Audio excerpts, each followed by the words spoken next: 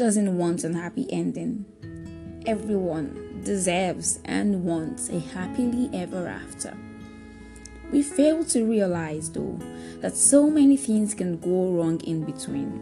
And to have a happy ending, you need to be ready to fight for it and work for it, especially during your ever after. Hello, beautiful people. Welcome to your favorite podcast, The Journey Called Love. It is Damilolad Daisy in the building, and it's a pure excitement. It is pure excitement to welcome you to this episode. So I was seeing a movie recently, and in fact, I would recommend that movie to everyone, single, married, engaged, in between, whatever stage or level you are at, as long as you are old enough to love or whatever, to have feelings, right? I recommend that particular movie. It is a movie by Laju Iren, and it is titled During Ever After. You need to search for it on YouTube and watch every single episode of it, especially if you are about to get married or you are married already. This is for you. You should not miss out. And this episode today is going to be practically summarizing that movie. I'm going to just be giving you a few lessons or tips from the movie. And this episode is titled Doing the Do's in Ever After, because at the end of the day, like I was saying very much emphatically in the last episode, there's so many things that you need to now do when you say I do, when you come to ever after. And I particularly love this movie, because it was really very realistic. This is my review anyways. Very realistic, very true. You see how true life stories are being played out, in the storyline. Great movie, great storyline, great concept, great lessons. Anyways, let me keep my review to myself. Right, so first of all, this is the first thing I got from the movie. As couples in your ever after, to make sure that your ever after is happy as you want it, first thing first is remember always to fight things out.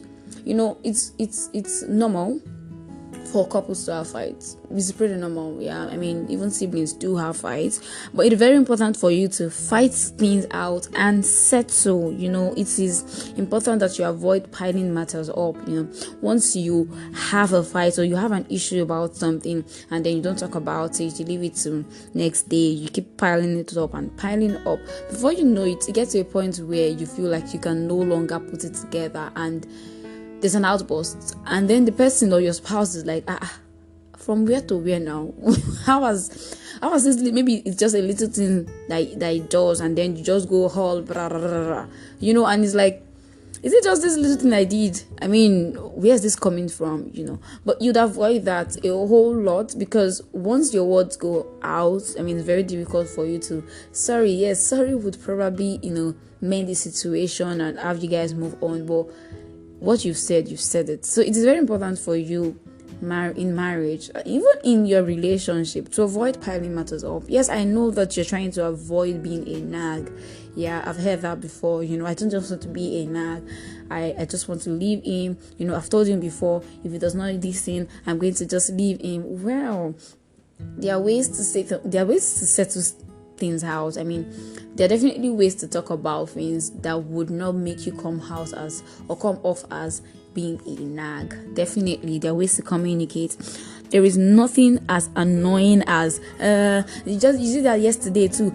I told you about it yesterday, and see, you still did it. Oh my god, it is so annoying. Or something like, that's how you were doing last week. I just decided not to talk. Madam, why didn't you talk? Or sir, why did you keep it? Why did you keep quiet about it? Especially those ones that you don't even have to talk about at all. Like, you've never ever mentioned this person has been doing it, and for you it's wrong. It's affecting you. It's not something you want. But every time your spouse does it, you don't say anything about it, and then just one day you feel like the cup is to overflow, and then you just go all, this is how you've been doing this. You've been doing this for a long time. I've been keeping it in. Oh my god, it's going to be a very great battle, So it's just better for you to deal with it as soon as it comes up. And don't try to turn it into a game. Oh, you did it to me. You did this to me. I'm going to do my own back. That's plain English. I'm going to do it back. I'm going to get revenge. I'm going to get back at you. Marriage is not a place where you have to, or where you should be doing, I'll get back at you. Marriage is not a place to get back at each other or to score points. Oh, who has won? It's not a place where you're looking for a winner or a loser. It's a place where you're working together as a team. The one goal in your marriage is to win together as a team. All right, to win together as a team. Another very important thing is that in marriage, you have to be present. I have heard of stories where, there's some particular set of people that have the idea that once you're providing for a woman, once you're giving her all she wants, your attention is not so needed. It is yours and you can do it as you please. Oh, please no. People marry. I believe that marriage is for companionship. And what is the point of getting married if I would not see you, if we would not be able to spend time together? I really don't think there's a point in it. So once you're married, to make sure that your ever after is happy, and to ensure that one of the things you have to do in your ever after is to be present. You have to be in the marriage. It's not just you don't just have to be present with your money. You don't just have to be present with your with the pleasures of life, like with money, with position, with, how do I put it, what other presence can there be? You have to, in fact, you don't even just have to be present with just your presence. Your attention has to be on your spouse. And this is not just for the men, because I also know that there are women that are career oriented and they're like, my work.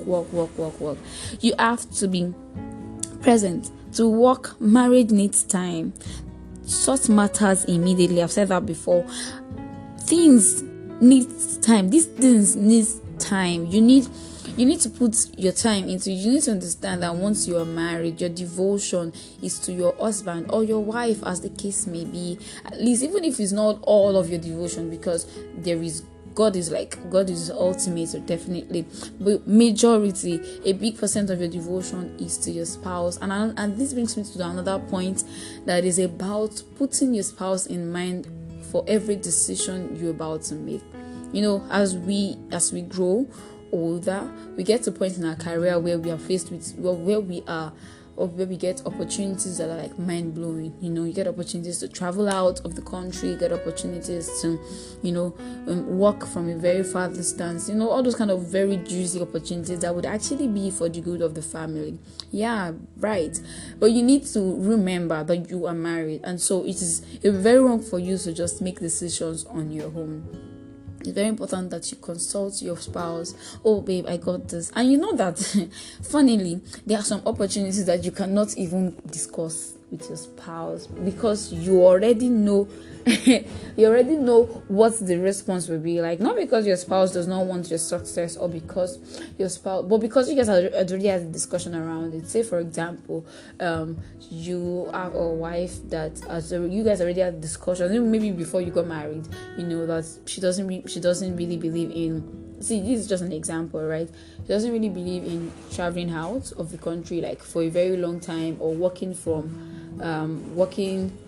abroad, and leaving the family, that she wants to stay here because she's feeling that there's something that she has to do here. Maybe it's like God is asking me to stay here for a while, like at least not even if I would leave the country, not now. Maybe you have a spouse that you've had that kind of discussion, and somehow along the line in your marriage, you got a very nice opportunity. Yes, it will still make sense to discuss, to come and say, hey, I got this opportunity. But I'm just saying that there's some opportunities that even you know that I can't bring this up. How will I bring this up? Because this person already told me. Or maybe you have a husband that has told you from the very beginning that he does not want you working in the entertainment industry, and this is just another example, and you get an opportunity there. Will it be, you might actually tell him about it and say, but the way you tell him is not like you tell him like you are considering it, of course, because you guys already had the discussion around it, right? So every decision you have to make it with your spouse and men, and those are the sacrifices that comes with marriage. Like I said on the last episode, I am not saying this from the standpoint of, oh, I'm married and these are the lessons I have learned in the last 5 years of my marriage. I am saying this from the standpoint of, oh, I have met or I have been with or I have seen or have heard from or I have learned from people that are married, and I am sharing it with you because yes, experience is the best teacher, but it doesn't have to be your experience. And I am hoping that with these experiences that I have gathered or that people have gathered, we can actually learn from them and do better in our own marriage, because it will be an error for you to do marriage just like your parent did it. The reasons why you are having all of this opportunity to learn and relearn and unlearn a lot of things is so that you would have a better marriage in the list.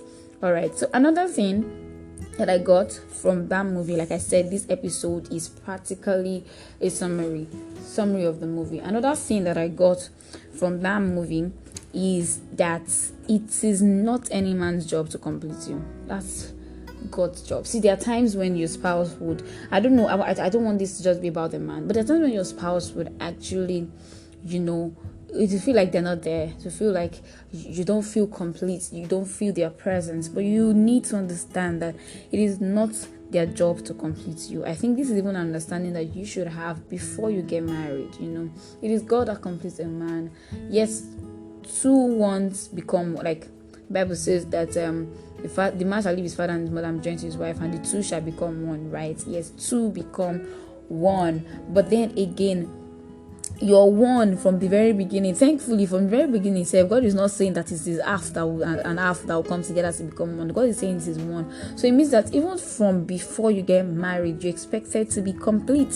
So you don't come to marriage with the longing for completion or longing for perfection from a man, because at the end of the day, he is also a man. I don't know, I think as ladies we make this mistake a whole lot.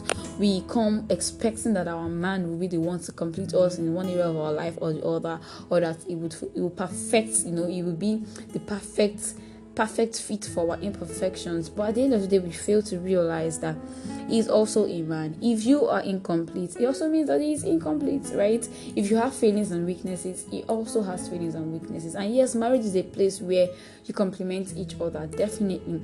But it would be very wrong for you to think that he is the one to complete you. God is the only person that can feel that can fit into you completely, and make you a whole person. So you have to find your joy in God. When you do, even when things are tough in your marriage, you'll be strong, and even that strength is attractive to your spouse. When you find your joy in God, even when things are not going well in your marriage, you would have a strength that even your spouse will be attracted to. Another thing that I got from the movie is to never compare your marriage. Everyone do this. A lot of people do this. And this is even a topic that, it's cut across all aspects of life. It's not even just marriage. Because a lot of people compare their career with other people, compare their progress, compare their levels, parents compare their children, But it's how do I put this in English now? I think anyways, it's worse when you compare your marriage, because at the end of the day, I'm sure you've heard that no marriage is the yardstick. There is no one marriage that they will say, oh, this marriage is how every marriage should be. Never. Every talk you hear on marriage, every seminar, movie, whatever, relationship coach, counselors and all that year on marriage, nobody would come to tell you that, oh, my marriage is the best ever, and every marriage should follow suit with what I'm doing, because what works for A cannot work for B, or may not work for B. What works with this person's husband might not work with your husband. And that's why it's very important that we never compare your marriage.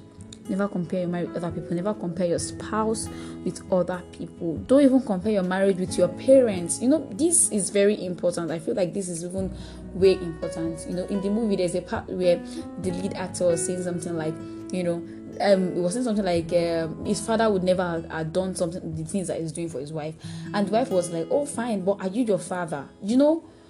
Yes, your parents' marriage might have been worse than what you're having. Maybe you're even, as far as you're concerned, you're having the best marriage in the history of your family. But then again, you are not your father. Neither are you your mother. Alright, so do not compare your marriage with other people's own. Whether you think is the best that you can do, or you think that other people are doing better than you. Don't let anybody, any marriage be a standard for you. The standard is Christ. The Bible says that the husband is to love the wife as Christ loved the church, and the wife is to submit to her husband as the church submits to Christ. So at the end of the day, that is the standard. That is the only standard that you are expected to work towards. Another thing is apologize to each other. Like I mentioned in the last episode, marriage is a union of two great forgivers, and you are even expected to forgive in advance. Marriage. It feels like a whole lot, right? But I really believe that it is easier. Like I think I mentioned it last episode as well. It's easier when all of these taxes are done by the two people involved intentionally. I really believe that it's easier that way, because if it's just you is trying to make it work, trying to do things right, trying to do this and do that, and rely on God for wisdom, settle quarrels, make things work out and all, it gets tiring. It gets really tiring. But when it is two of you working together, of course, with God, the Bible says that a threefold cord, is it fold cord or cord fold? I'm sorry. A threefold cord is not easily broken. Like when you're working together, you, your husband and God, it will be very difficult for you to have breaks in your marriage, and it's very possible for you to have a happily ever after. Yeah, so I am just going to round up with these other points, right? Another thing is, please, you know why they say marry your friend? See, at the end of the day, the reason why they say marry your friend is because marriage, yes, there are serious times, but it will be very boring if everything you do in your marriage is the serious talks. The only time you have time to talk to your husband is always one serious matter. If it's not money matter, it's family matter, it's you're settling this quarrel, you're talking to that child. Please, you need to also have fun in your marriage. Marriage is definitely to be enjoyed. Cruise, play, vibe. Make drama, have memories, build memories, go out, create memories, have fun. That is why you're with someone else. I used to say that now, like a single pringle that I am, I find it really difficult to like go out, like say, this today, I'm going to the cinema. I don't even think I can go to the cinema alone. Not because I cannot afford to, but because I feel like if I go to the cinema alone, who will I go and be laughing with? I don't know if you understand, but if you go to, now that you are married, you should at least be able to have all of those fun together with your spouse and create beautiful memories. That is another thing, and I think that is also the same thing as saying that even as you're married, continually pursue and date your spouse. And this one is not even just for the man. I know you could date. I know that you will be thinking. I'm sorry, I went straight to preaching. I know you'll be thinking that this is just a man thing. It's not the man that dates the woman, take her out, chase her, and all of that. But I believe that also with the woman, you also have to do your part in dating your husband. All of those things you were doing while you guys were still courting, do not stop once you get married, because those are the reason why he decided that, this is the person I'm going to marry, this is the one that I want. All right, so keep doing that even while you're married, even during your ever after. Yeah, I think that is all I have written down. Okay, this is one important one. Yeah, domestic violence is a no, like a very strong big no. All right, yes, a wise woman builds her home. This is a scripture that was used in the movie, but I beg to differ. A wise, alive woman is the one that will be able to build her home. It's only when you're alive that you get to build your home. And I know that in this age and time, domestic violence is like both ways. Even the men get abused as well, and it's sickening, it's crazy. Either ways, domestic violence is a no. And even as much as the Bible or God does not like divorce, God definitely does not also like murder, right? Definitely does not like murder. So it is very important for you to choose your life. It is important. It's only when you're alive that you can take care of your children. So if you're there saying, they just stay, or if you are of the opinion, that you just stay for our children's sake, my dear, I really need you to rethink that, because beating up somebody is like treating the person like a slave, and no daughter of God or no son of God should be treated that way. So you definitely deserve better. And this is not me saying, yes, go and divorce your husband. This is me saying, seek counsel from the right source. Don't go and meet the person that will tell you, no, you have to stay in it. They have never been divorced in our church. They have never been divorced in our... No. Separation is what the Bible advises. Separation is what the Bible advises. Seek counsel. Talk to your pastors. Talk to people that you know that would be able to help you out in following through the right decision. Well, that will be all for today's episode. I hope that you enjoyed this. I hope that this is a blessing to you. And I also definitely hope that you go to watch the movie. Yes, I am doing this episode solely because of that movie. And it's because I want everybody to get the blessings that I have gotten. Alright? So run along to YouTube right now and watch. In fact, it has 2 seasons, alright? Stream it, watch it, like it, subscribe to Pastor Laju Iren's YouTube channel so that you get all. I'm sure that because we are waiting for season 3. So if you do not subscribe, you will miss out. Alright now. So that is all for today's episode. Thank you so much for joining. Like I said last week, if you're there and you are just confused of this marriage thing, maybe you're about to say yes to somebody, or you're about to propose and you're just like, am I ready? Am I really ready? I would ask that you would ask yourself the right questions. And once you think that you're ready, or you believe that you're ready, go for it. As much as marriage is as a lot of do this, do that, don't do this, don't do that, it's also blissful. It is very blissful. And I'm saying that from the experience of others. All right.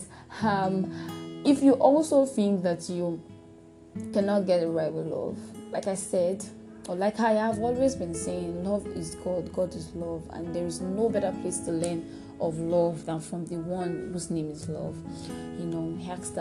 Ask God to help you. At the end of all of this, the most important thing, is God in your life. Yes, to get it right with your relationships, your marriage, with whatever, with love in general, you need God. And so ask the Lord into your life and ask Him to help you even with your love story. Thank you so much for following me on this journey. Till I come your way again in the next episode, stay blessed, stay loved, and stay happy. I love you all. Thank you. Bye, guys.